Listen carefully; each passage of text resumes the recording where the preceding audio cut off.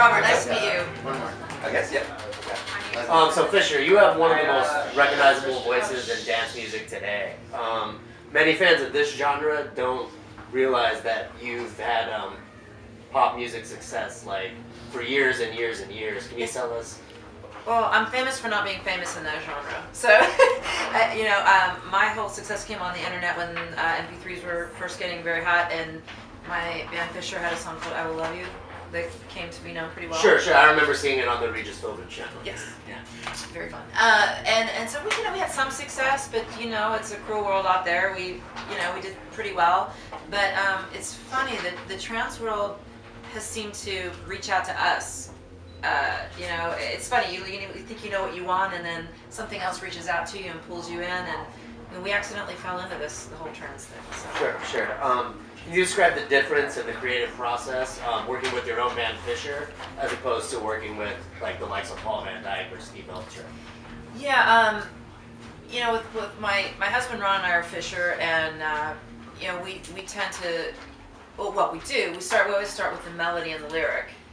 And with trance, these DJs would contact me to work on their tracks, and it would just be like this basic track, and I'd have to find inspiration just from a bed, and sometimes that would be very difficult because some trance DJs don't like to change chords a lot.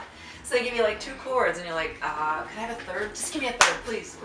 Whereas when you're writing a pop song, you're thinking in terms of structure all the time, and build, and lifting the chorus to a certain way. So it was a whole different process, definitely. Sure. So far, what dance track are you most proud of? Like, what's your number one? It's kind of a tie. There's, it's like asking a mom which child is her favorite kid.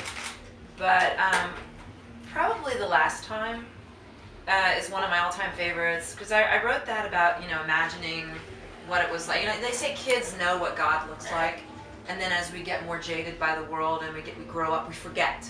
And that's what that whole song is about. Absolutely. That leads perfectly into my next question. I knew that. One of our all-time favorite tracks at USTN is The Last Time with you and the Thrill Seekers. Oh. You explain a little bit about the creative process and how the Thrill Seekers contacted you, or you contacted them to work on that project. Yeah, just like as it comes. I mean, we get so many people emailing us, and Ron will look them up on the internet and see what they've done, or now that I'm babbling. Stop! Cut this part out.